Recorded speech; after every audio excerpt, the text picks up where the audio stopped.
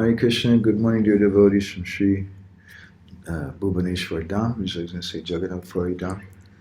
So we're here in Bhubaneswar, and this is our 81st session in the series we're calling Meeting in Kurukshetra, and it's our 35th session for Bhramara-gita. So we'll just say a few prayers first. Narayanam namaskrityam naramschaiva narotamam devim saraswatim vyasam tato jayam udirayat vedi ramayaneschaiva purane bharate tata adavande chamadde chahari sarvatra giyate mukam karoti vachalam pangum langayate girim Yat kripa tamaham vande Shri Gurum Dinataranam Paramananda Madhavam Paramananda He Madhava Padunga Luchi Makaranda Se Makaranda Panakori Anande Bolo Hari Hari Harinka name vandavela parikorive chakadola se chakadolanka paraye manamo rahu nirantare manamo nirantare rahu Ha Krishna Boli Jiva Jao Ha Krishna Boli Jao Jiva Moteu Dada Radha Dava Moteu Dada Radha Dava Moteu Dada Radha Dava Ataika Sharanam Krishnam Aitan Brajajanam Shatan Cham Shatarsvasvakam Bhaktam Ajavande Darasaya. In sorrow with a hopeless heart, I offer respects to Krishna, who is the only shelter for those suffering, for the suffering people of Braj, and to Uddhava, who alleviated their suffering. So good morning, we're here in Bhubaneswar Dham today, and we're continuing with our Bhramara-gita. We have an interesting discussion today. We're starting with text number 30. Hare Krishna. Hare Krishna. Om Namo Bhagavate Vasudevaya. Om Namo Bhagavate Vasudevaya. Om Namo Bhagavate Vasudevaya. So reading from Srimad Bhagavatam, Canto 10, Chapter 47, text number 30. Atmanyevatmanatmanam Srijehanmanupalaye Atmamayanu Bhutendriya Gunatmana. So this is Uddhava, who's doing the Bhagavatam class. Actually, we're just repeating his words. And Uddhava is speaking to the gopis, and Uddhava is just reading what Krishna says. in the 29th verse, which we just finished with in our last session, it says, Sri Bhagavan Uvacha. And Vishwanath Chakravarti Thakur comments, what's the necessity? Why is it said Sri Bhagavan Uvacha when it's Uddhava speaking? Why not Sri Uddhava Uvacha? Because Uddhava looked at the message, and he looked at the gopis, and Uddhava became confused. And he thought, I don't understand this message, how this message is relevant for these ladies here. So he said, Sri Bhagavan Uvacha. This is not me saying, this is what Krishna says. And Uddhava just directly spoke exactly what Krishna said. So this is the second verse in Krishna's message to the gopis. Translation is, Krishna is saying, by myself, I create, sustain, and withdraw myself within myself by the power of my personal energy, which comprises the material elements, the senses, and the modes of nature. So I want to share a little something today from Vishwanath Chakravarti Thakur's commentary and Sanatana Goswami's Brihad Vaishnava Toshni. But mostly we want to explore through Jiva Goswami's Gopal Champu and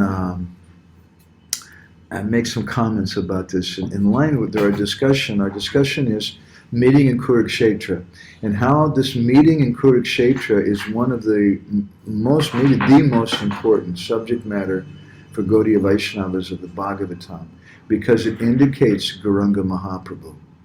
And especially, as we were commenting a number of times, many Vaishnavas say that this Bhramara-gita, this 47th chapter of the 10th canto, is the most important chapter, because this is the mood that Chaitanya Mahaprabhu experiences when he's in the Gambhira, according to Krishnadas Kaviraj Goswami. So I'll just say one more prayer and we'll go ahead and start then. Gauragraganya gana gotra goloruharam Gauranga gudatama gopyara kopa vriksham Gopala gada ratidam yati singha gora Govinda deshi kavaram satatam namami. So Vishwanath Chakravarti Thakur in Sarita Darshini, he says that there's a discussion going on here, and Krishna's telling the gopis, perhaps Krishna's trying to impress them, at least on one level, just like a boy likes to impress girls. So Vishwanath Chakravarti Thakur says that Krishna's saying, furthermore, I'm the subject, I'm the object of that which is doing action, I'm the location of the action, I'm the object of the action, and with just a substratum, a portion of myself, I create the universe, which is also myself. And the gopis, they hear that, perhaps they kind of shake their head, no.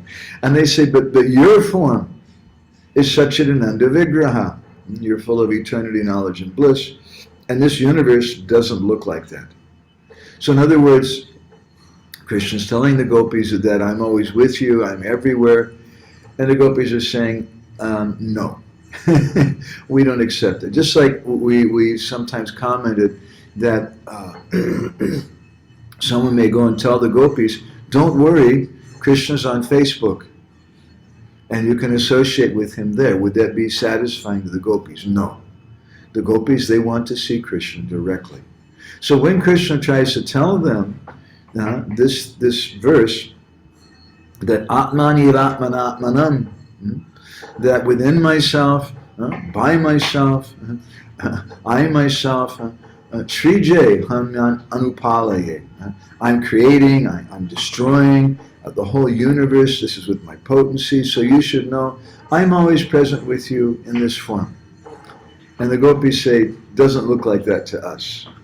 We like your form of Satchidananda Vigraha. We don't like this universal form. And then Krishna Vishwanath replies, he says, but you should know, the universe is created by my Maya Shakti, and that in turn creates all different material elements. And he says it's true, although the external energy Maya Shakti is one of my forms, it's not my original form, my Swarup. So Vishwanath says in it that Krishna is giving another meaning here. And he's telling the gopis that Atmanam Srije, I make my appearance, Atmani. Atmani, Atmani means myself, but Atmani also another meaning is that Atmani means in your minds. And I'm doing that Atmana, another meaning, by my own effort, for the sake of our conjugal union and other pastimes. And this word Anupalaye, which means that he's saying that I maintain the universe, Vishwanath says that Krishna's meaning that Anupalaye, I maintain that form, just for a moment. And then Hanmi, which means to destroy, then I make that form disappear. So there's different layers in Krishna's speech. This is a very beautiful thing, and this is part of the problem that I see in the world today, is that so much of our communication takes place through email and through Facebook and other different mediums like that. And it's natural when you say something that you may have different layers in your own words. Just like what we've often commented, we give an example of a man, it's the 50th wedding anniversary with his wife. And his wife's cooking all day and doing so many things. And the husband comes home and says, sweetheart, you don't mind if today I go with the boys and we go bowling or we go have some fun and I don't show up. And the wife becomes very angry. She says, fine, go right ahead. Now what she's really saying is something else, that you're a jerk. And if you do that, I'm going to go to my father's house or something else. But if he wrote that by email, fine, go right ahead. He says, fine, go right ahead. But when you say something with your face and with your voice, then you can convey multiple meanings in your own words. And this is the nature of a high-class person, that they'll say something with multi-layers of meaning. And this is an inherent problem in our world today. We're getting messages on mediums which are not able to convey all that subtlety.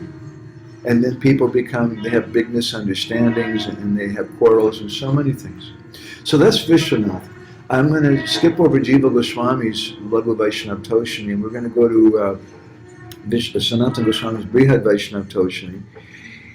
And he says that Krishna's telling the gopis that don't think it's impossible for me to be with you in Braj, although I'm in Mathur, because I have Atman Yeva Atman Atmane. I have this amazing Shakti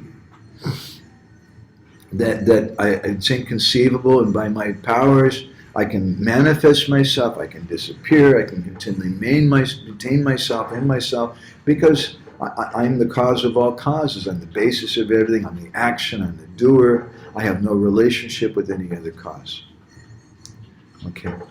So we spoke a little earlier that how Krishna, in the 46th chapter of the 10th canto, when he gave his message to Uddhava, he told them that you should tell this to the gopis, but when he used that word, it was a plural word, that you should repeat this over and over again to the gopis, and we've commented on that quite a lot. And that's important also in this session, because we're going to hear from Jiva Goswami how the gopis listen to the same thing 3 times in a row. And each time they understand something a little more. Which again is significant for all of us too, because sometimes we think, look man, I already read Bhagavad Gita 3 times, why do I got to go to Bhagavad Gita class? I mean, we've read the Bhagavatam 3 times. I don't know how many devotees have done that, but it's possible. Someone may also think, well, what's the necessity of going to the Bhagavatam? But prati shloki prati akshar nanatakoi. Every verse, every syllable has unlimited meaning. This is also known as Parokshavat. Paroksha Mama Chapriya, Krishna says in the 11th canto, Paroksha Mama Chapriya, that this Parokshavat is very dear to me. And he says many deep things within it. So Jiva Goswami Gopal Champu says that the gopis were listening, and tatar patamatas. At first they thought one thing. Tabiridam chetasi vicharitam. This, it seems like Taridam Swasya called Ishvarata Jnanam Eva Vasrijitam Lagati. It seems like Krishna is telling us that he's God. And the reason that he's doing this, it seems like, he wants to disturb our minds. He wants to disturb our hearts. And the gopis are thinking, so what if he's God? We don't care if he's God. And some people consider Krishna to be Brahman, and other people consider him to be Bhagavan, God. And thinking about this, contemplating this point, we consider that the most fortunate people are those, the Brijbasis, who are directly interacting with Krishna. So the gopis, they're not impressed with Krishna's Bhagavana Attva, his quality of being Bhagavan.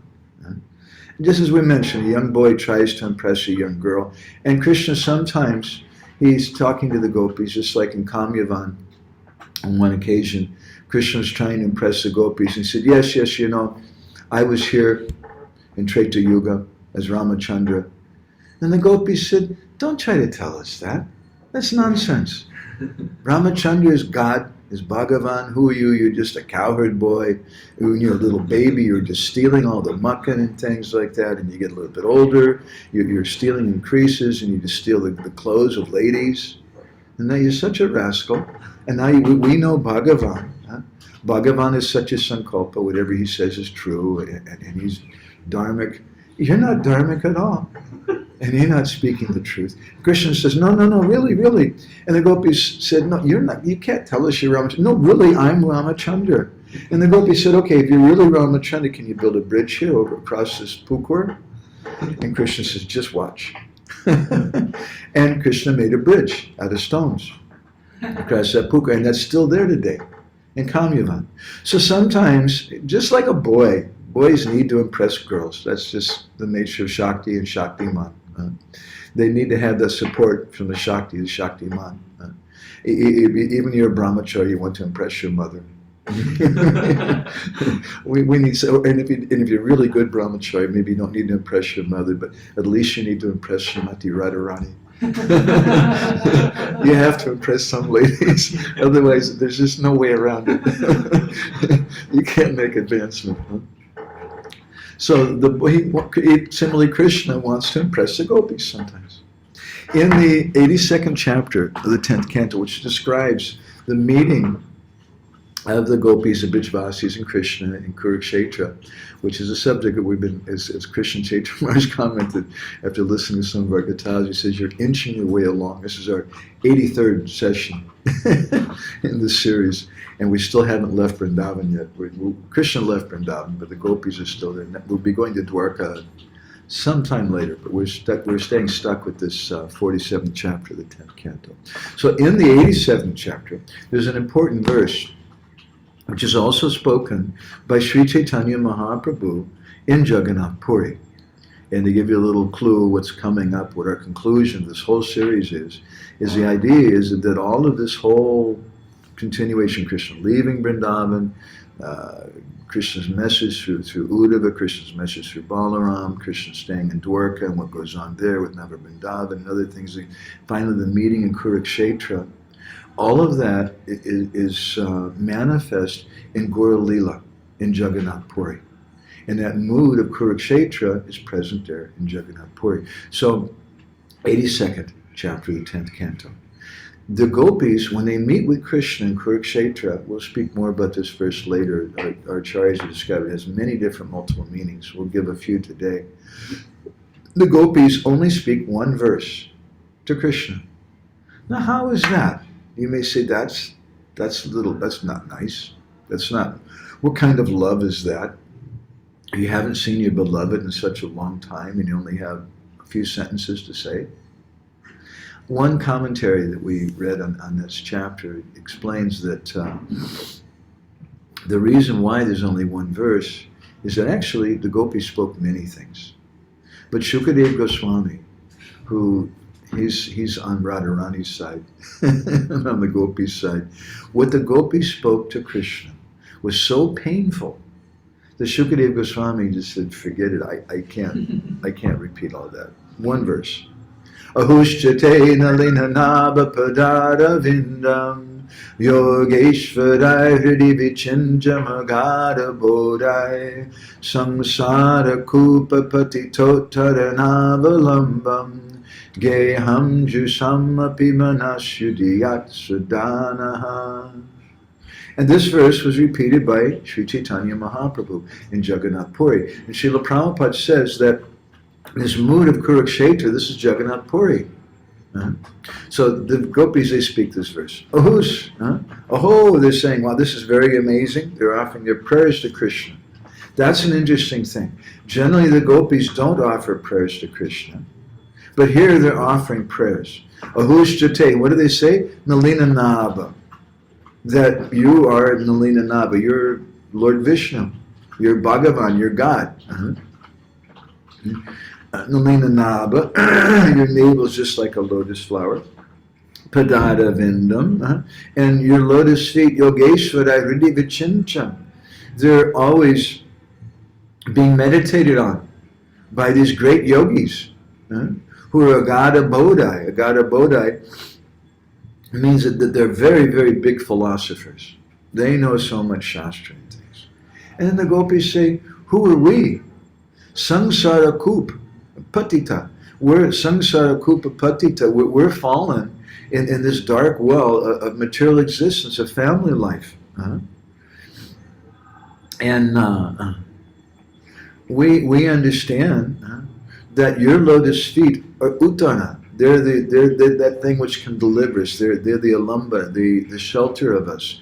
For those of us who are geham jusamapi manas, who are always absorbed in griha, in family affairs.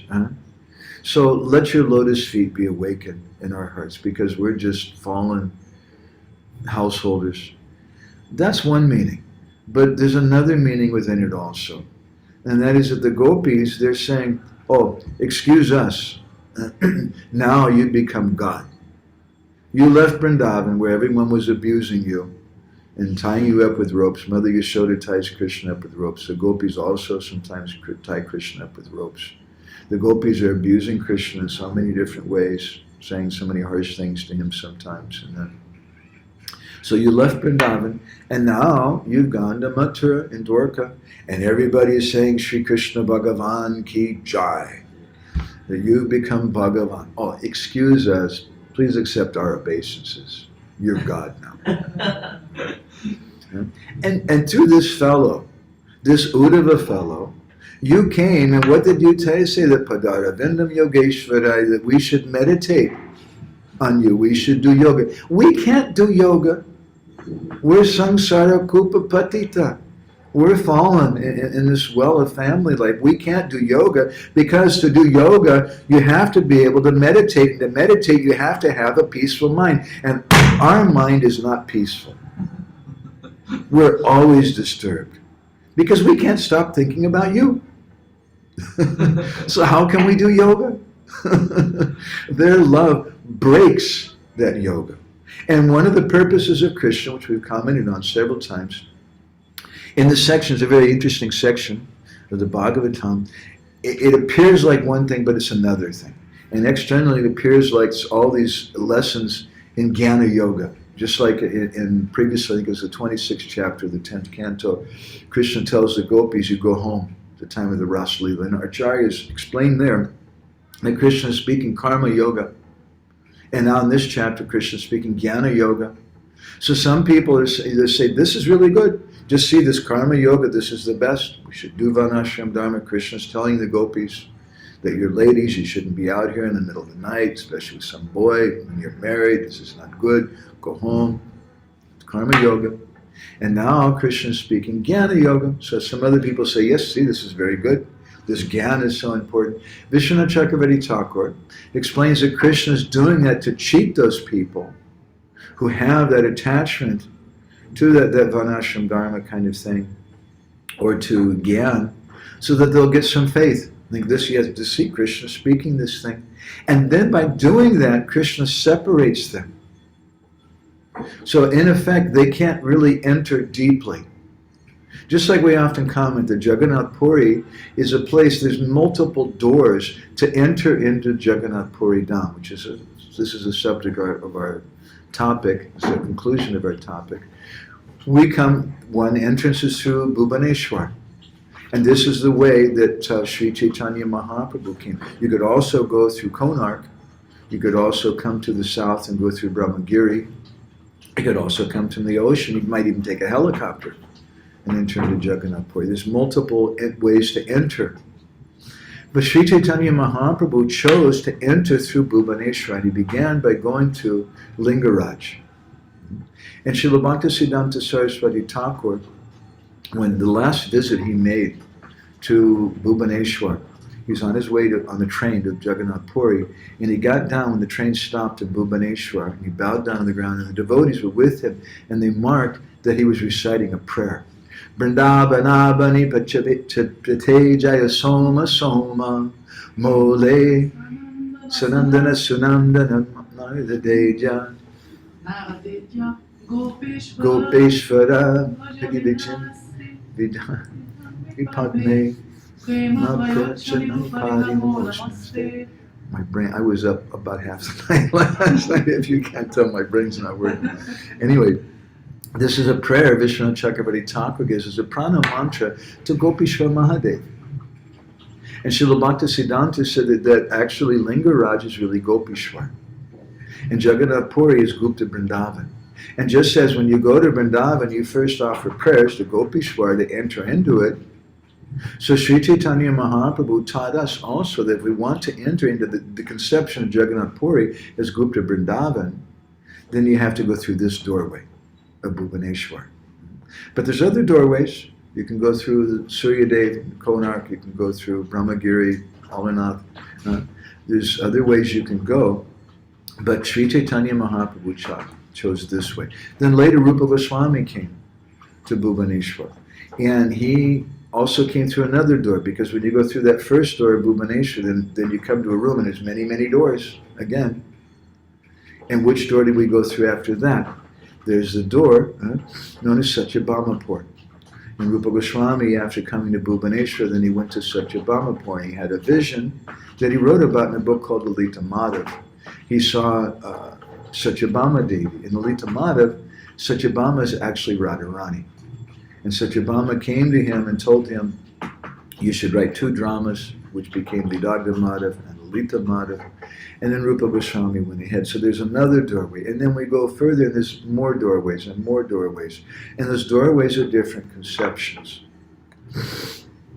So the gopis are speaking this verse to Krishna, indicating different things. On one level, when people hear this verse, Ahushtate Nalina Nabha Padada Vindam, some people will think that, yes, this is good. See, we should worship Krishna as Bhagavan, like the gopis did. And they'll be cheated from understanding something a little deeper. But really, in this verse, the gopis are chastising Krishna. Really, the gopis in this verse, they're saying, now you've left Vrindavan, you went to Dwarka, and you become a big man. Now you're God. It doesn't get any bigger than that. You're God, and please accept our humble obeisances. They say in a very sarcastic kind of way. And they say, do you still remember Vrindavan, that place which is just samsara koop, which is just the dark well of family life? Do you still remember that? Do you still remember your mother and father and the girls, your girlfriends at Vrindavan, the cowherd boys?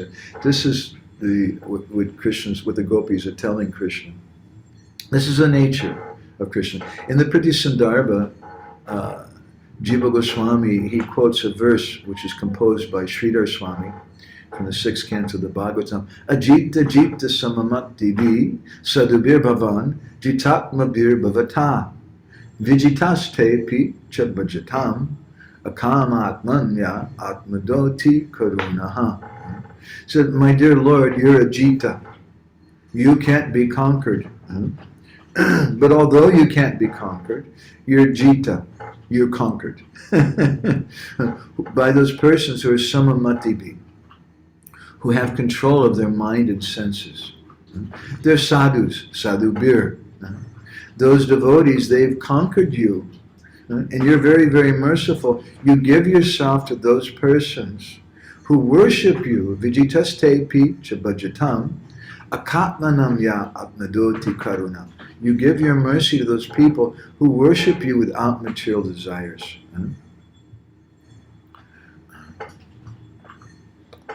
Again in the Priti Sandarbha, Jiva Goswami quotes Hari Bhakti Surudoya, where Vishnu speaks to Prahlad. Sabhayam sabramam vatsa madgorava kritam tvaja naishad priyo mibhakteshu swadina pranayi bhava. He tells him, he says, my dear Prahlad, my dear child, Sambramam vatsa madgora vinikritam tyaja. Tyaja means to give up. You please give up this reverence for me, this Gaurava bhakti, this bhakti which is mixed with this conception of my greatness and which has so much fear in it. Krishna says, Naisa priyami bhakti. I don't like this. Rather, you should become bhakteshu swadina. I prefer that my devotee is independent. You should be independent amongst my devotees. He says, Api me punakamasya. I'm full of my desires. Navam idam purnam. I'm always liberated. But at the same time, Nishanka pranayad bhakta yanmam pashyate basate sada muktopi badhosmi bhaktena sneha rajubi ajitopi jito aham taravashapi visekrita. Our Guru Maharaj used to quote this particular verse, which comes in this context of Hari Bhakti Sudadoya. It's quoted by Jiva Goswami and Priti Sandarbha. He says, although you should know, sada muktopi, I'm always liberated, but badhosmi bhaktesu sneharajabi, I become bound up by the rope of love of my devotees. I'm conquered by those devotees. So this is the essence of what the gopis are speaking to Krishna. Here they're saying Krishna's trying to impress them. Just like a young boy tries to impress the girls. You see, I'm in everything. I'm everywhere. And the gopis said, give us a break. We don't need that. We know about you. We're not so impressed. And Krishna likes this. Mora puta mora saka mora prana pati e bhave jai more kore shuddha bhakti apana ke bodo mane amare shamahina she bhave hoy ami tahara adina. He says that those persons who are thinking Mora Putra, Mora Saka, Mora Pranapati, those persons who have love for me, this bhav, this pure devotion, this Sudha Bhakti, and they're thinking of me, this is my son. They have this conception, which is very important, which Roy Ramananda speaks about in the 8th chapter of the Madhya Lila, the Ramananda Samvad. When he speaks about pure bhakti, then Mahaprabhu says, yeah, that's okay. Before he was rejecting him, he said, this time, this is okay. This is pretty good. But is there something more? And then Roy Ramananda goes on to explain that there should be some mamata, some conception that he belongs to me. And those persons who are worshipping the Lord in Muda Vaishvarya and Shantaras, they just think God is everything, and I belong to Him. But in Gaudiya Vaishnavism, we hear Mura Putra, that Mother Yashoda, she's thinking he's my boy. Mura Saka, Sridham, Subal, Madhumangal, the boys are thinking, this is my Saka, this is my friend. Mura Pranapati. And the gopis, they're thinking, this is the Lord of my life. Not in a reverent kind of way, but they're thinking, this is my life. This is my life and soul. Krishna's my everything. This is Sudha Bhakti. And he says, Apanaki Bodhomani, that person who thinks himself great, and Amare Samahina, but when he looks at me, he thinks either that I'm Sama or I'm even Hina. I'm either equal to him or I'm less than him. Krishna says, Say Bhave, Hai Ami Tahara Adina. At that time, then I become subordinate to that devotee. I like that so much. Mata more puta bhave, korine bandana, atihina, gyane kore, lalana palana. And he says, my mother, just like everybody's mother, you may be a 60-year-old man, and your 80-year-old mother's there, and she's always coming in. Did you change your underwear today? Have you washed your clothes? Are you eating properly? Mom, come on. I'm a 61-year-old man. I've got grandchildren. I say, what are you asking me something like this for? But that's the attitude of a mother. And Krishna has to go through that also. Mother Yashoda, Mata Mori Putra Bhavi, Koina Bandhanam. Krishna says that sometimes my mother, because she's always thinking of me as my son, as her son, she thinks my boy, he's become very bad. All the ladies are coming and complaining about him, that he's stealing mukkan and things. So Korina Bandhana, she ties me up. And other times, Atihina Gyana, she has this attitude. She thinks that Krishna, you're not eating. Mother, I just ate 2 hours ago, but look at you, you're so thin. Mother Yashoda feeds Krishna. She gives him prasadam 8 times a day. This is our system also in the temples. She feeds Krishna 8 times a day. And even though Krishna's eating so much, still Mother Yashoda is thinking, Atihina again. She has this attitude that my boy, he's so skinny, he's not eating enough, he's not strong, this is very bad. Lalana Palana. This way, Kori Lalana Palana. She's always doing this Lalana Palana. She's nourishing me, she's protecting me. She thinks that I'm just a helpless little boy. Shaka Suda Sakye Kore Shkande Arohana Tumi Kon Padaloka Tumi Ami Sama. And the boys in their Suda Sakya and their pure friendship with Krishna, Kori Skanda Arohana, they do an amazing thing, something which you've never heard of in any temple other than Gaudiya Vaishnavism in the world, in any other church, in any other mosque, in any other place they worship God. Those boys, Kori Skande Arohana, they climb on top of Krishna's shoulders. And then they tell Krishna with some attitude, Tum kon bhadalok. Are you a big man? Tumi ami sam. You and I, we're equal. What kind of big man are you? And Krishna gets so much pleasure from that. Priya Jari Mana Kori Koraye Vatsana Veda Stuti Hoite Hare She Moramana. My Priya, my beloved, Priya Jari, if my beloved Mana Kori becomes very, very angry with me, and starts sulking and starts chastising me. Kori Bhartsana. Bhartsana means she beats me. They abuse me. Then Veda Stuti Hoite Hare She Moraman. I like that better than the Veda Stuti. In fact, I'm always hearing the Veda Stuti because I'm lying on the causal ocean. Lakshmi Devi's there massaging my feet, and the personified Vedas, they're all showing up. Om Sahasra Sirsha Purushaha Sahasraksha Sahasrapat Sabhuman Vishvato Vidya Ajatista Dasangulam. And they're offering prayers to me. You're the Supreme Purush. She had thousands of heads and thousands of eyes. And I listen to what they're saying. Right? We watch television. Krishna listens to the Veda studies. And he pays attention. He says, but when the gopis of Vrindavan come, and Priya Jari Manakoi Koreye Bhartsana, they start chastising me, abusing me, then I forget all about that Vedic study. I can't pay attention because this is more attractive. In Vidagdha Madhav, Rupa Goswami tells a story how once Krishna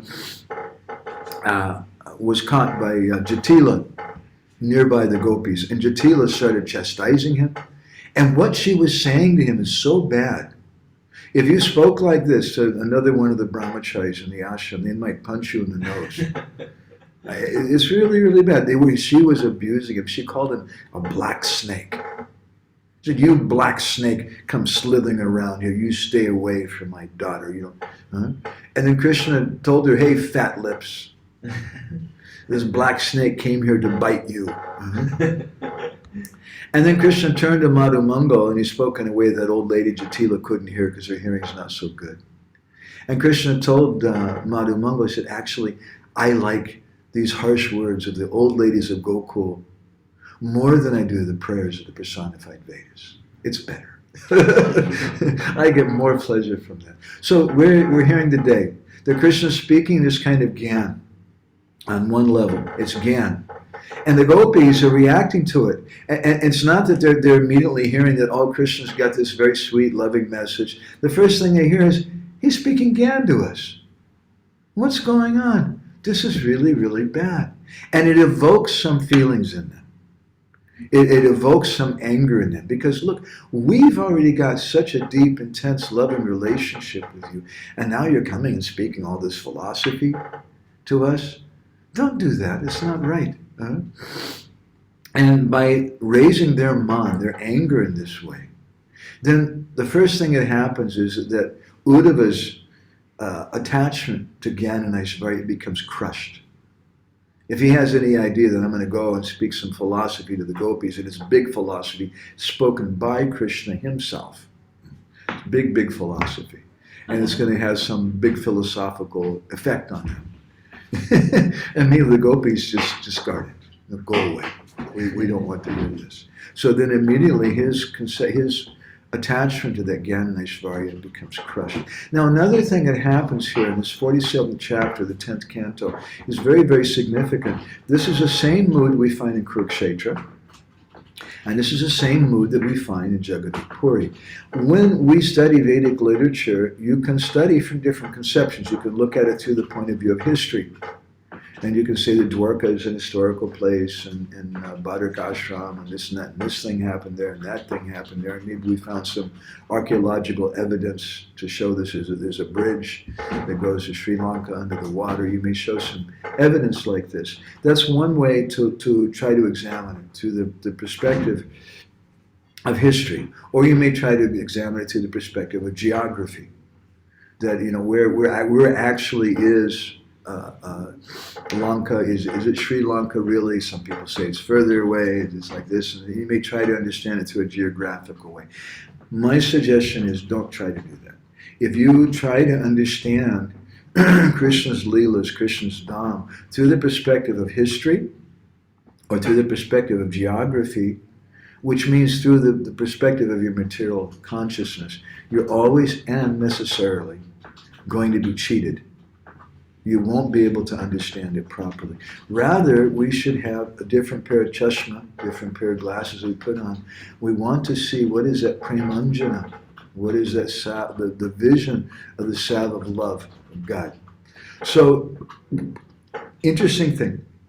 In this 47th chapter, the 10th canto, the same mood is there that we find in Kurukshetra and in Jagannath Puri. What is that mood? In Kurukshetra, Krishna's present there with the gopis. So there's union and there's sweetness because the Brijbasis are there. When the members of the Yadu dynasty are going to Kurukshetra, they're going in chariots that are made out of solid gold and silver, and they've got jewels all over. They got piles of jewels in the back and gold in the back of their chariots because they're going to give charity when they go to Kurukshetra. When the Brijbasis go to Braj, they're going in wooden carts pulled by bullocks. The Yadu dynasty members are going with elephants and horses, but the Brijbasis are going with some bullocks. And what do they have in the back of their carts? There's no gold and jewels and diamonds. They're carrying gobar. Cow dung. They're very simple people. Why are they carrying that gobar? Because we have to cook for Krishna. And they use that gobar to cook over. And they know that Krishna loves the cooking of Mother Yashoda. And Krishna, one of the reasons why he loves it is that those cows in Vrindavan, Giriraj, first of all, he's giving the grass that the cows are eating. So that grass has the best flavor. It's coming from Giriraj personally. And that has so much love for Krishna in that grass. And the cows are eating that grass. And they have so much love for Krishna. They only want to eat that grass. They don't go to eat the grass in New York City or Paris. They want to eat the grass at Govardhan Hill. And that's why he's Govardhana. He's nourishing the cows. But Govardhana also means he's nourishing the senses. And Govardhana means he's nourishing the Gwalas, or the cowherd people of Braj. Because the cows, they make the milk from that. And that milk is their personified love. When a mother sees her baby, milk starts coming from the breast. Milk means love. And in the case of the cows of Braj, they have milk for their babies, but really their milk is for Krishna. And therefore, Krishna, understanding the desire of those cows, he arranged for his devotee, Lord Brahma, to come and kidnap all the boys and the calves. And then Krishna took the form of the boys and calves, so all the mothers could personally breastfeed Krishna. And all the cows could personally give milk to Krishna in the form of the calves, because Krishna knew that was their desire. So then Giriraj grows that grass, which is personified love for Krishna. And then the cows take that personified love in the form of the grass. They eat that. And they manifest their love in the form of this milk, which in one purport, Vishwanath Chakravarti Thakur says, Krishna finds to be intoxicating. That milk, he becomes intoxicated by it. Not because it has so much protein in it, or this or that, but because it's so rich in love. It's just it's like a liquor for Krishna. And he takes that thing. So that same milk is taken then by Mother Yashoda. And what does she do? She churns it. She makes it into dahi, and then she churns it. And she makes it into nice ghee. And Krishna likes that so very, very much. So this is the Brijbasis. They're coming to Kurukshetra in that mood. And they're bringing Gobar within that. Gobar is very important because that Gobar, when Mother Yashoda is cooking for Krishna on that Gobar, in that Gobar is the grass of Govardhan Hill, is the personified love of the cows, and Krishna can taste that. And that cooking is so nice. So they're showing up like that. So there in Kurukshetra, you have two opposites in one container, in the language of our Guru Maharaj. You have Aishvarya, because there's great elephants, and then there's these chariots and warriors and horses and all this nonsense like that. Nonsense to the Brijbasis. The other people take it very seriously.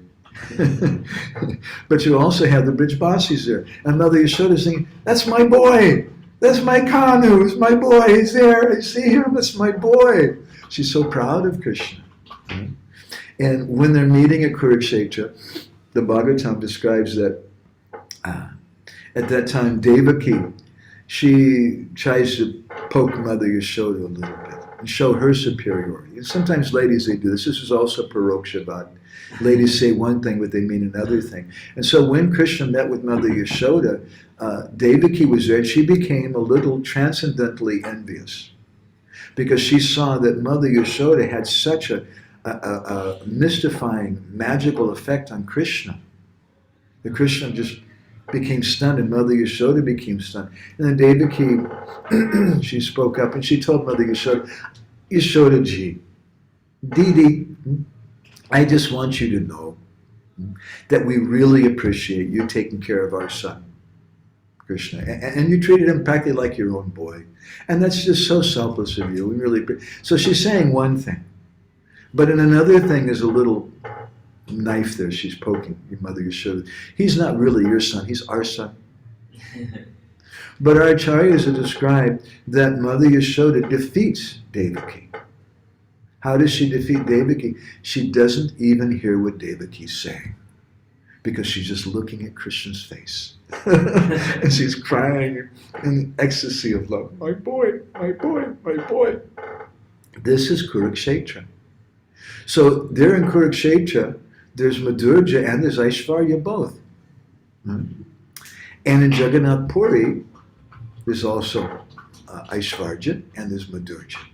Both things are also contained. We spoke something about that in our last session, and how Jiva Goswami gives a long commentary in the 29th verse of this 47th chapter, and he speaks there about how Krishna is always present in Vrindavan, and then he goes on to explain how Krishna is also always present in Mathura and Dwarka. And in our last session, we raised the question, what is a necessity for Jiva Goswami to mention Mathura and Dwarka, that Krishna is always present there? The gopis don't want to hear that. And Jiva Goswami is commenting on the Bhramara-gita. But those places, there's a chamber of Vrindavan, a hidden chamber, that appears like it's in Mathura or in Dwarka, but it's actually Vrindavan. And this is the mood of Jagannath Puri.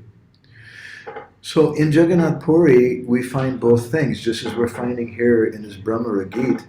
There's Aishvarya and there's Madhurya in the Bhramara-gita. In the Bhramara-gita, on one hand, Krishna is speaking all this gyan, and there's certain people who listen to that and they say, yes, this is what the topic's all about. But at the same time, there's some sweetness. And the ironic, paradoxical quality of this meeting, of this message of the Bhramara-gita, is that the opulence enhances the sweetness. Whereas usually it's just the opposite. In the Chaitanya Charitamrita, Kaviraj Goswami says that Aishvarja Priti Sankuchita, that opulence makes love shrink. But this message that Krishna is giving to the gopis, which is a message of opulence, a message of gyan, it doesn't make the love of the gopis shrink. Rather, it makes them start erupting like a volcano, and they become angry with him. And they look at each other. What is he saying? Is he trying to tell us that he's God? We don't care about that. Huh? And it raises their man, and Krishna gets so much pleasure from it. So within this message are two opposites. There's opulence and there's sweetness both. And that's Kurukshetra, and that's also Jagannath Puri Dham, where Lord Krishna is residing in the Sri Mandir, the temple of Lakshmi Devi. And the gopis and Chaitanya Mahaprabhu come and they say, we don't want you here, we want you in Vrindavan. And they take him from Nilachal to Sundarachal. From the Sri Mandir, the Jagannath temple, they take him to Gundicha, which is like Vrindavan. So one way to examine this quality of Jagannath Puri is we can look at the names of the Lord. And we understand that those names, they also evoke Aishvarja or Madhurja. They may evoke some sweetness, they may evoke some opulence. So how does it go in Jagannath Puri? Well, Jagannath Puri in Skanda Purana is described, Rahasya Tat Paramam Vishnu Stanamanutam. This is Stanamanutam. This is an excellent place, but it's Rahasya. It's a great mystery, this place. Because Lord Jagannath is staying in that Sri Mandir with Lakshmi Devi. So then we become confused. Is this like Vaikuntha or Dwarka, where the predominant mood is on reverence? But we also find pastimes of great mercy there. And Jagannath is famous as Patit Pavan. He doesn't wait for the devotees to go inside to see him. He doesn't, if you're a Western devotee, you can't go inside the temple. Krishna is so merciful. He says, no problem. I'll come out to see you. And he's there today. And every morning, all the devotees, many, many people, hundreds, maybe thousands of people in Jagannath Puri, it's very, very sweet. Some of them walk for half an hour. Because there's something special when you walk. They could take a bicycle, they could go by auto or something, or by car or motorbike, but they walk. Oftentimes, some of them also go by bicycle. And they go to see Patit Pavan in the early morning. And they just stand there in the road, and they don't go inside. They're Dambasis, but they stand outside and they have darshan of Patit Pavan because he's so sweet and so special. So this is also Jagannath Puri. And then we also find pastimes in Puri with Jagannath which are full of sweetness. When, like Jagannath, every night he wears his Bodha Shringara Vesh, the dress of great conjugal love, which is a time when it's said that Radharani and the gopis come to see Jagannath Krishna. And the songs and moods that Mahaprabhu is relishing with Swarup Damodar and Roy Ramananda and the Gambhira, they're full of the sweetness of the gopis of Braj. So then what is the prominent mood of Puri? Is it Madhurya, is it sweetness, or is it Aishvarja? And what about the names of the Lord in Jagannath Puri? It's Jagannath. He's the Lord of the universe. He's Patit Pavan. He's a purifier of the fallen, just as the gopis are saying. We're patita. We're very, very fallen. So these names, are these names of Aishvarja? Are they Odarja, of mercy, or are they Madhurja? So we'd like to examine this a little bit.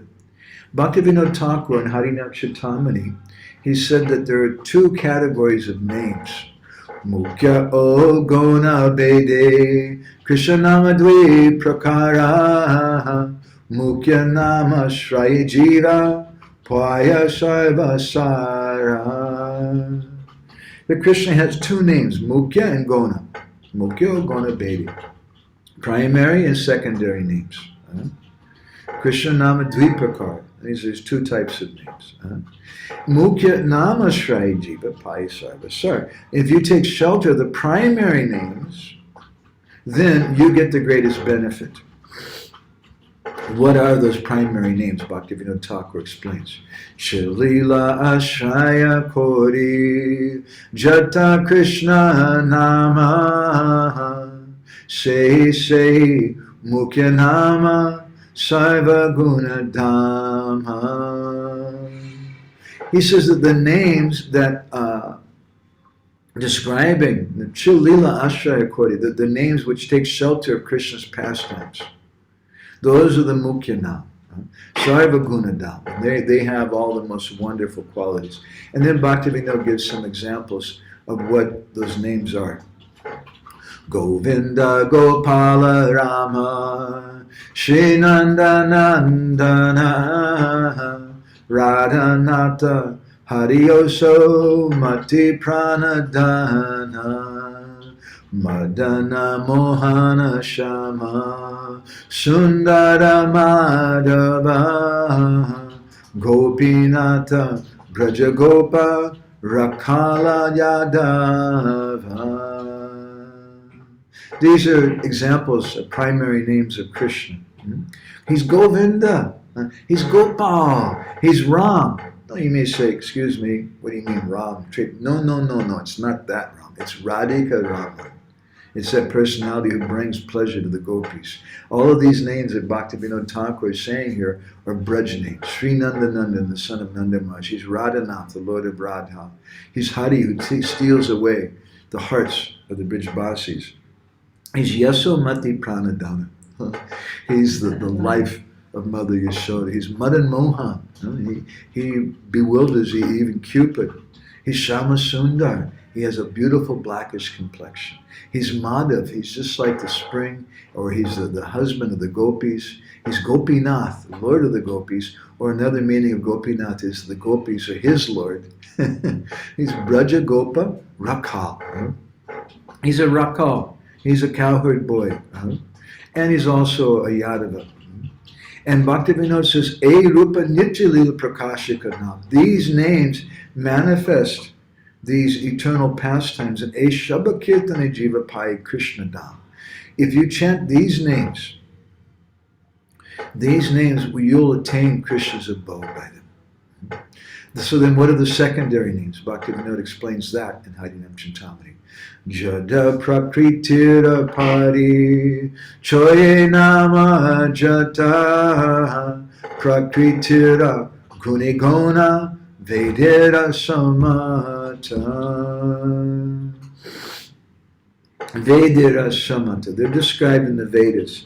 And these are names, Jada Prakritir Parichoy Nam Jada. These are names which describe Krishna's relationship with the material nature, which is Jada, which is just some dull material thing.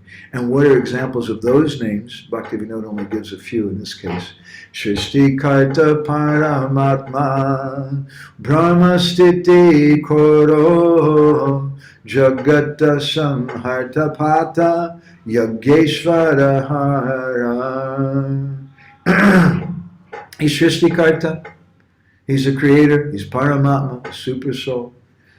He's Brahman. He's Stitikar. He's a maintainer of everything. He's Jagat Samharta. He's a personality who destroys the material world. He's Pata. Pata, he's the protector of everyone. He's Yageshwar. He's the lord of all the yagyas, the controller of all the yagyas. And he's Hara. He's Lord Shiva, the Lord who takes away everything. These, Bhaktivinoda says, are secondary names.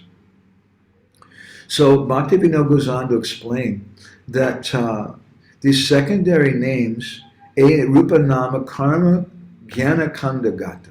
These are found in the Karma Kanda and the Jnana Kanda parts of the Vedas.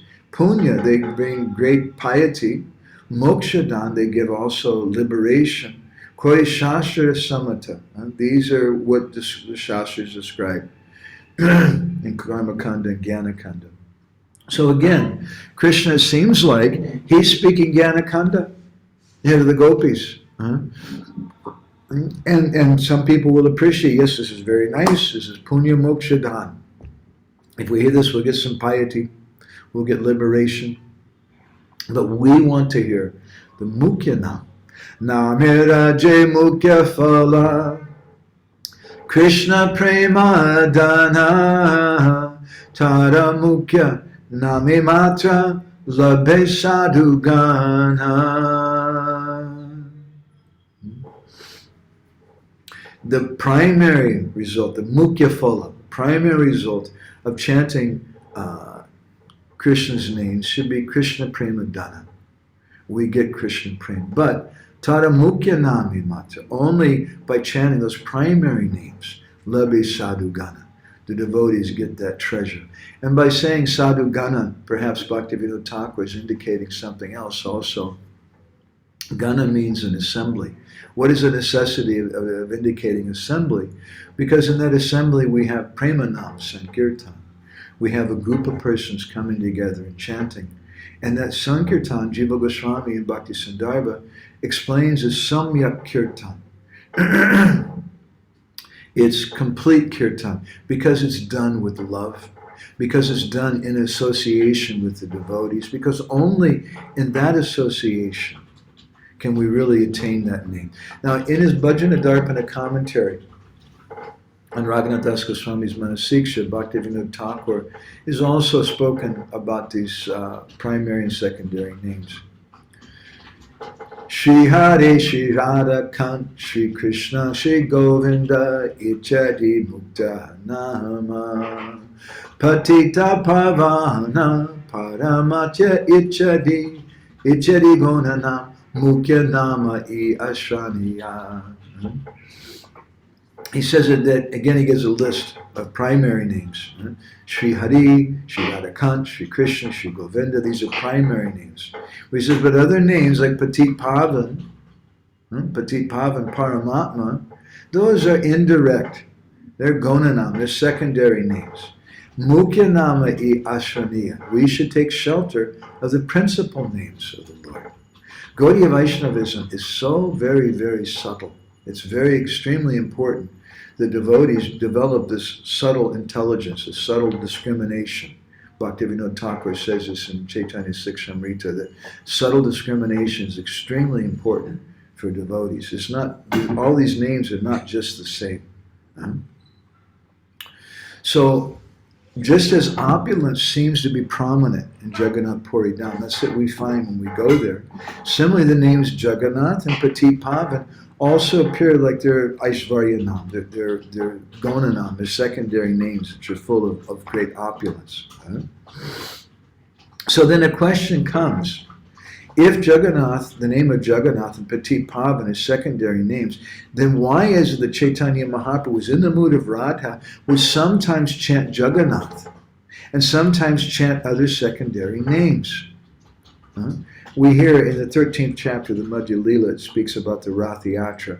And Kaviraj Goswami there describes Mahaprabhu's activities. And he says, Mahaprabhu Manima, Manima Kore Dvane, Nanavadya Kolahale, Kichui Nashuni. While Jagannath was being transferred, the Pahandi Vijay was going on. Jagannath was coming out from his throne. So much noise was going on. And Mahaprabhu at that time, he was calling out, Manima, Manima. But no one could hear him because Nanavadya Kolahali Kichui. It was so much noise going on, banging the gongs. And so many people doing this Kolahali, the ladies are hula-hooling, like that. So the word Manima is an interesting word. It's an Odia word. And Manima is a respectful address for someone. It's kind of like saying, my dear God, my dear Lord. It's a secondary name. But Mahaprabhu is reciting that name at the time of Rath Yatra. He's in the mood of Radharani. He wants to bring Krishna to Vrindavan. And Mahaprabhu is chanting this. And we hear also in the same chapter that Mahaprabhu was calling out the name of Jagannath sometimes. Satatani Bhule Prabhu, Hari Hari Bole, Jaya Jagannatha Bole, Nahasta Yuga Tuli. Mahaprabhu was going through all the different 7 groups of kirtan parties that were there at the Rath Yatra, and he's chanting Hari Hari, and he's chanting Jai Jagannath, Jai Jagannath. Why is he doing that? If this is a secondary name, which Bhaktivinoda Thakur recommends we don't take shelter of secondary names. We want to take shelter of primary names. The secondary names are full of Aishvarya, full of opulence. We want to take shelter of the primary names. So there's some deep purport to this. Sri Chaitanya Mahaprabhu is in the mood of Radha. And the gopis and Radha, they're not interested in the Aishvarya Moya Roop, the opulent forms of the Lord. They're not reciting reverential prayers. But the gopis, they speak this verse. Ahushchate nalinanava padada vindam yogeshvarai hridi vichanjamagada bodhai samsara kupa patito tadanavalambyam geham jusam api manas yudiyat sadhanaha. They speak this verse, which has some hidden meaning. On the outside of this verse, Ahushchate nalinanava padada, and they're saying, oh, my dear Krishna, you're God, you're Bhagavan, please accept our obeisances. We worship you. You worship by the greatest of yogis and philosophers. Who are we, samsara kupa patita? We're just fallen householders in a fallen, well household life. Geham jusam. We're just absorbed in that thing. In other words, they're saying, in a secondary way, we're absorbed in Vrindavan. And what are you absorbed in? You're absorbed in trying to impress us that you're God, and you're sending this message with this Uddhava fellow with all this gyan and trying to tell us that you're everywhere, you're inside of everything, you know everything, you're always there with us. We don't want to hear that. That's nonsense. Vishwanath Chakravarti Thakur, in this particular verse in the Bhagavatam, describes that the gopis, externally it seems like they're speaking with awe and reverence, but it's a parokshavad. There's a concealed meaning. They're using secondary names for Krishna, like Parameshwar, like Sakshat Paramatma, that you are the Supreme Lord, you're the Super Soul. And this use of their Gonanand, these Gona names, these secondary names for Krishna, indicates their sulky mood. They're speaking in a kind of sarcastic way to chastise Krishna. And in fact, what they're saying is that you've forgotten us now. You went and everybody started worshiping you as God, and you said, yeah, that's pretty good. I like that. That's me. I'm God. And now you're forgetting all about us. So these words express the hurt feelings of the gopis in separation. So Jagannath Puri Dham is called, Srila Bhaktisiddhanta said, it's Vipralamba Chaitra, or Vipralamba Ketra, depending where you're from. The place of separation. And when Mahaprabhu is addressing Krishna here in Puri as Jagannath and saying Mani Man, he's doing this in the mood of Radha. And by calling him as Jagannath, Mahaprabhu, in effect, in one sense, is chastising Krishna and telling him, now you're such a big man, you're the Lord of Dwarka, the Lord of the universe, and no doubt you've forgotten those ladies, those of us who are Sangsara Kupa Patita. We're just fallen ladies, village ladies, girls of Braj. So this is the nature of the Bhramara-gita. There's Gyan, but it's covering sweetness, it's covering Madhurya. Aishvarya is there, but it's covering Madhurya. This is the nature of Kurukshetra. This is the nature of Jagannath Puri Dham. And this is why we're spending so much time explaining about this Bhramara-gita, because it's a great foundational aspect, foundational literature to understand the meeting in Kurukshetra and what is going on in Jagannath Puri Dham.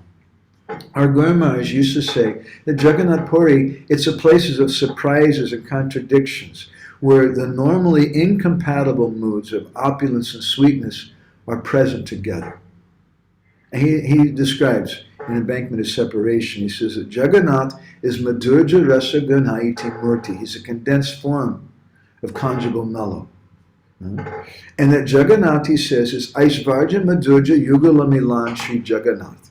He's a combined form of both opulence and sweetness. The Sanatana Goswami describes this in Brihad Bhagavatamrita also about Jagannath Puri Dham. He says, what is the nature of that place?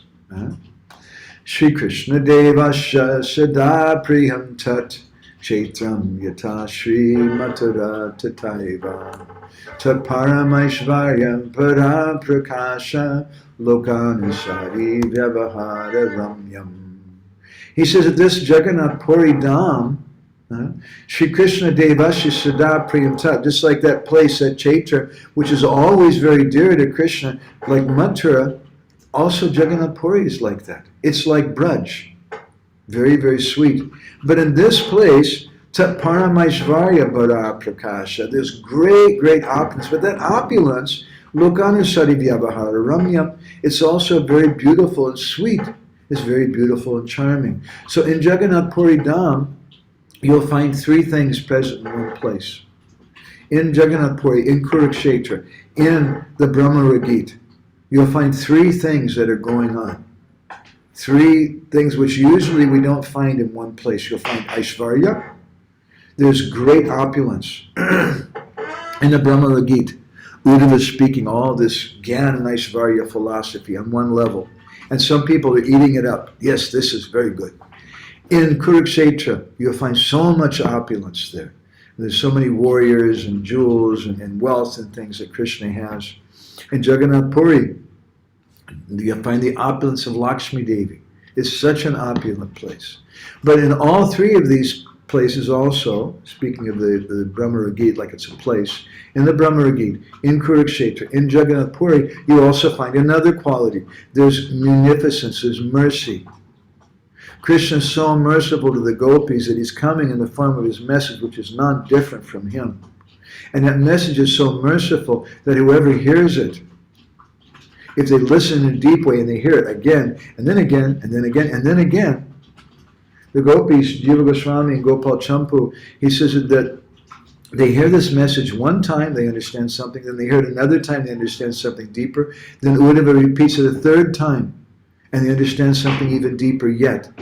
So this is our approach to the Bhagavatam, to Krishna Lila. We want to hear it once, twice, three times over and over and over again, and we'll understand it in deeper, deeper, deeper ways. So there's Aishvarya going on here in this discussion. There's also Odarja. There's great mercy. And Krishna is showing mercy to the gopis. He's showing mercy to Uddhava to help break the mood of Gyan and Aishvarya that Uddhava has. And there's also mercy for us. So similarly, in Kurukshetra, there's also great mercy. That Krishna, when he finds out the gopis are there, he goes quickly and changes clothes. And he gives up his armor and his opulence. And he gives up the chariot and he goes walking on foot to go see the Brijbasis. That's great mercy that's going on there. And in Jagannath Puri Dham, there's Aishvarya, but there's also great mercy.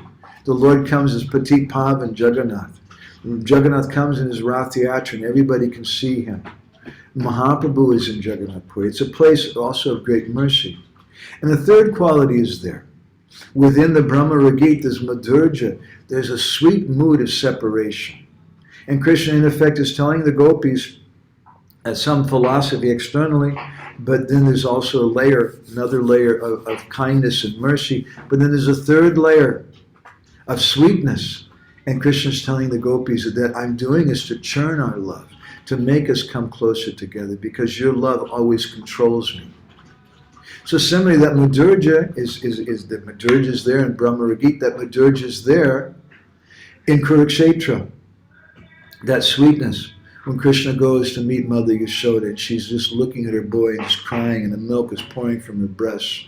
And Devaki's trying to say something to break that mood, but her words can't penetrate the intense love that Mother Yashoda has for Krishna. And similarly, when Krishna goes to meet the gopis in Kurukshetra, there's so much sweetness in that meeting. And in Jagannath Puri Dham, there's also sweetness. All three things are present in all three of these places. In the Bhramara-gita, in Kurukshetra, and in Jagannath Puri, you'll find opulence, you'll find mercy, and you'll find sweetness. In Jagannath Puri, we see the sweetness in the Gambhira.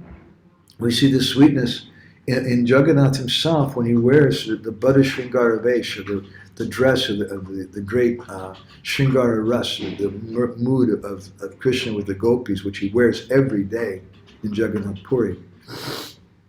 But the nature, the combination of these three things in the Bhramara-gita, in Kurukshetra, in Jagannath Puri, when these three things come together, they create a very astonishing mood. It enhances the sweetness, whereas usually Aishvarya Priti Sankarchita, usually opulence makes love shrink, but in the case of Bhramara-gita, Kurukshetra, and Jagannath Puri, it intensifies the love. It's a very, very astonishing thing. So Jagannath is Krishna, but he's left Vrindavan, he's gone to Dwarka and Puri, and now he's addressed by the devotees as Jagannath and Petit Pavan, Lord of the universe and Savior of the fallen. So some devotees, they see that yes, he's the Lord of the universe. But other devotees, like Sri Damodar Goswami, Roy Ramananda, Raghunath Das Goswami, and the followers of Srila Rupa Goswami, they understand that this is the mood of the gopis in Vrindavan when they're speaking to Krishna as Ahustate Nalina Naba Padada Vindam.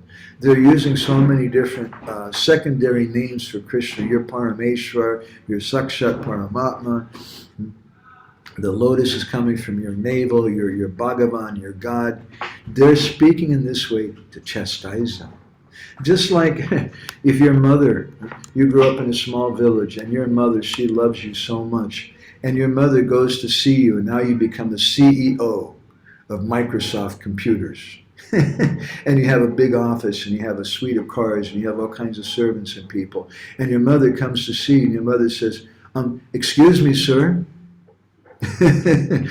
Mr. CEO,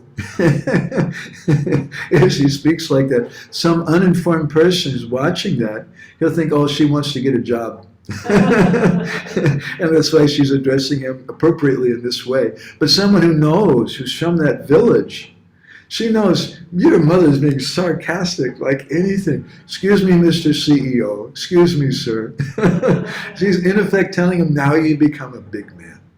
So this is the love of Braj, and this is a very hidden, wonderful layers of meaning that we find in the Bhramara-gita and in Kurukshetra, and as we'll hear also in Jagannath Puri down. So we're looking ahead and trying to tie all these things together. I want to go ahead and finish our session here, and I want to thank all the different devotees who are taking part. And Anapani Radha is there, and Satyarup Mataji, Hare Krishna, Nitai Prem Prabhu.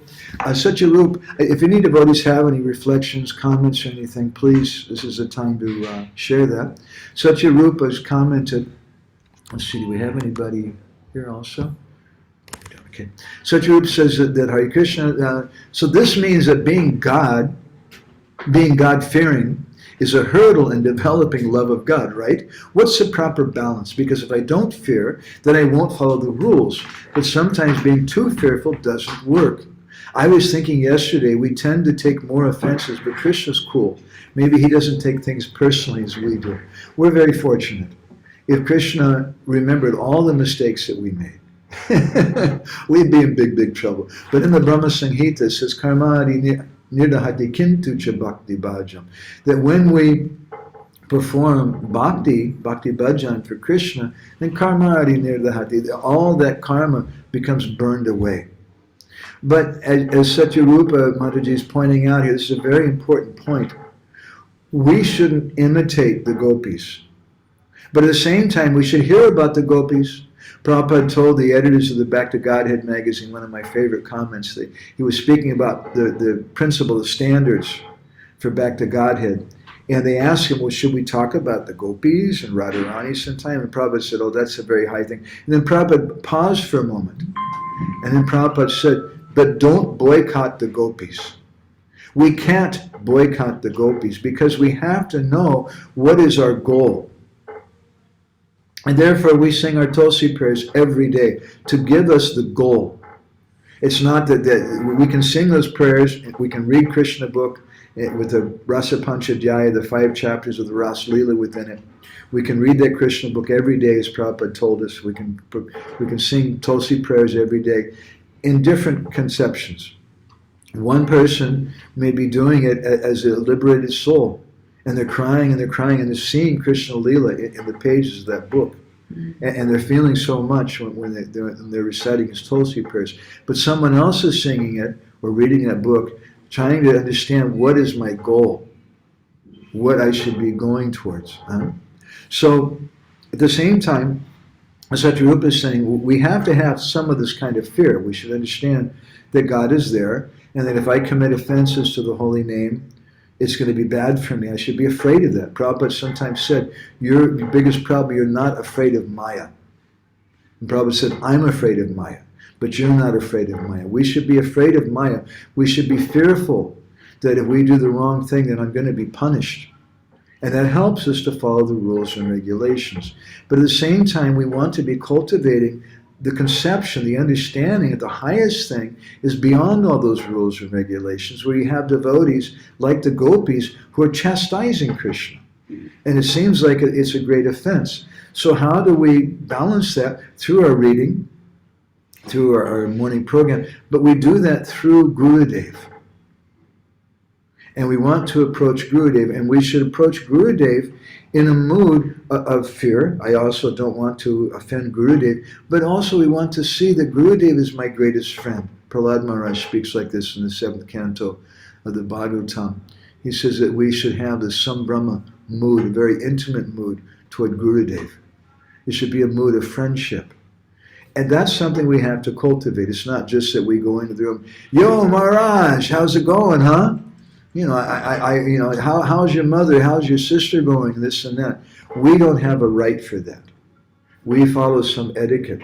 But at the same time, when we go around our Gurudev, if we're just shaking and we're afraid to approach him, we're afraid to talk to him. I've seen people like that. They're afraid to even approach Gurudev, to even talk with him, because I'll make an offense, and because Gurudev is such a great person and I'm so fallen, I can't do it. So that's detrimental. But at the same time, in the beginning, that's the way we are.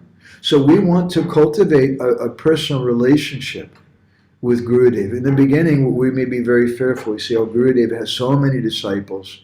Gurudev is such a big person. He's such a big preacher. He's a sannyasi. He has a position with the GBC and with this and that. And oh my gosh, he's such a big, who am I? But as we come closer to him, we see that, oh, he's a person. And he likes gulab jamuns. That's his favorite sweet. Or he likes this thing. He likes that thing. He has a certain nature. And as we come closer to him, our relationship comes closer and closer. So Anapayani Radha is also here. Thank you, Anapayani. And she likes this name, Yasomati Pranadana. It's a very sweet name, isn't it? And she says, Premanjana perspective, not Prem Amjana, but Premanjana. Right? She says, thank you so much for such meditation. It's fascinating how Giriraj grows grass for cows in great love, and then the cows eat that grass and give milk filled with their love for Krishna. And then Mother Yashoda cooks this milk with her greatest parental affection. I can only imagine how intoxicated this drink is. So Yashoda's preparations made on such cow dung. Yes, that's a very sweet perspective, very nice thing to think of. So thank you, Anapayani. Thank you, everybody else. If anybody else has any reflections or anything, or anybody here in the room, they can speak up. Krishna Kun has something. You want to come over here? Maybe just walk over. You don't even have to be in the camera unless you're shy, but you can speak toward the microphone so we can hear.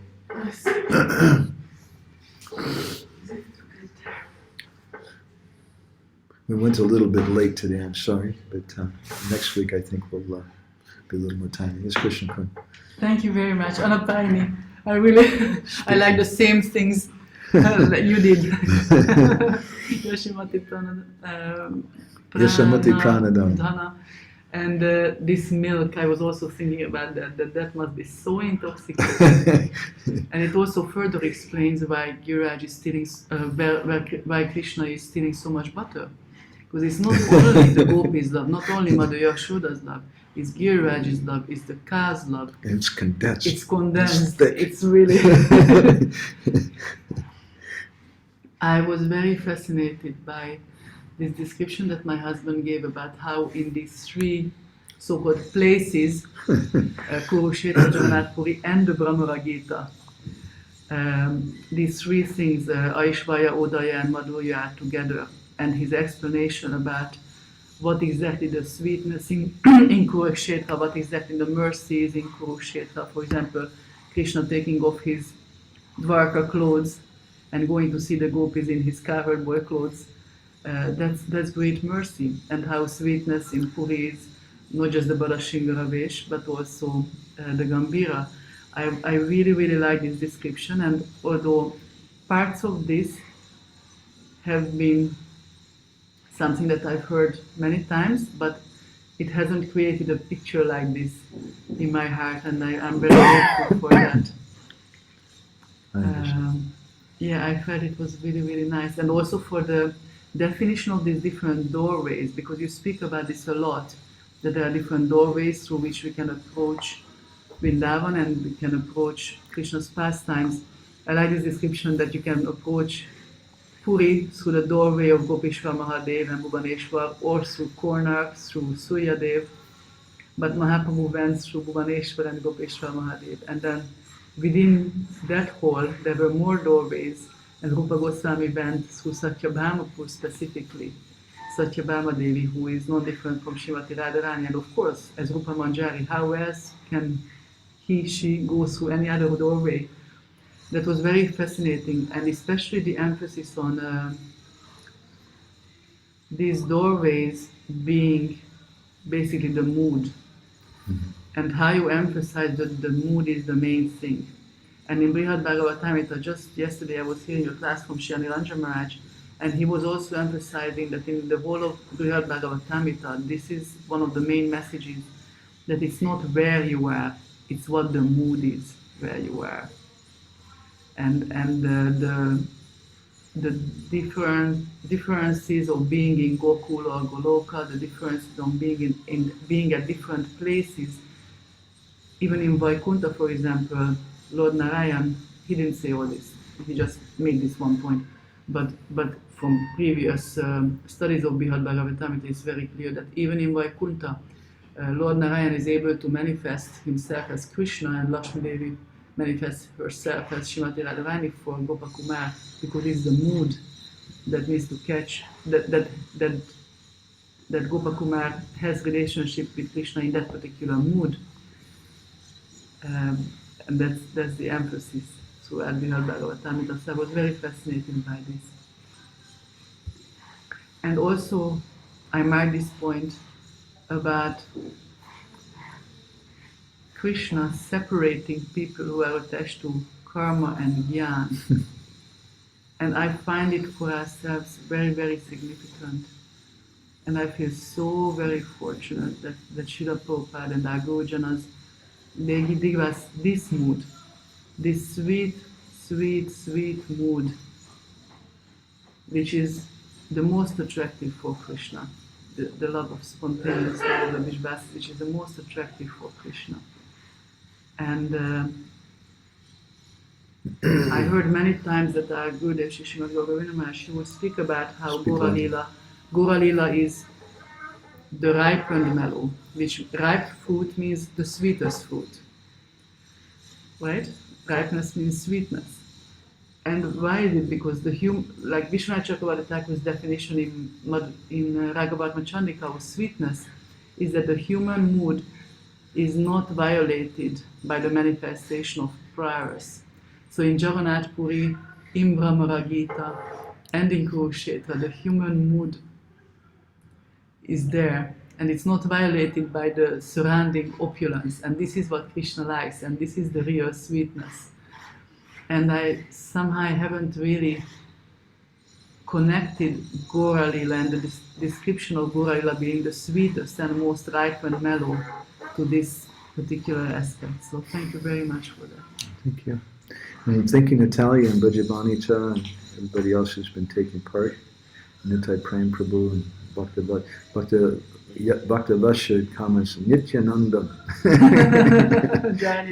Nityanandam, this is Nitya, this is eternally, this is Nityananda, this is so nice. And Nitai Prem Prabhu is commenting that he says, I remember once hearing a song from the Guru Maharaj about Yasamati Nandan. The Guru Maharaj used to sometimes sing a song that Nachare Nachare Moha Rama Damodara. The mother Yashoda, she's so powerful. She's saying Nachare Nachare, dance, dance, Krishna Balaram. She's instructing them to dance. That's the glory of Mother Yashoda. Okay, so we'll go ahead and stop there. And Bhagavananka Icha, if Krishna's desires, and then we'll be back again next week. So thank you all very much for taking part in this. It's a really special thing for me to be able to associate with the devotees of Krishna Katha. Granthara Srimad Bhagavatam Ki Jai, Srila Prabhupada Ki Jai, Sumabhega Bhakta Binda Ki Jai, Vancha Kalpadurubhischa, Kripa Sindhu Bhya Patitanam Pavanebhyo, Vaishnava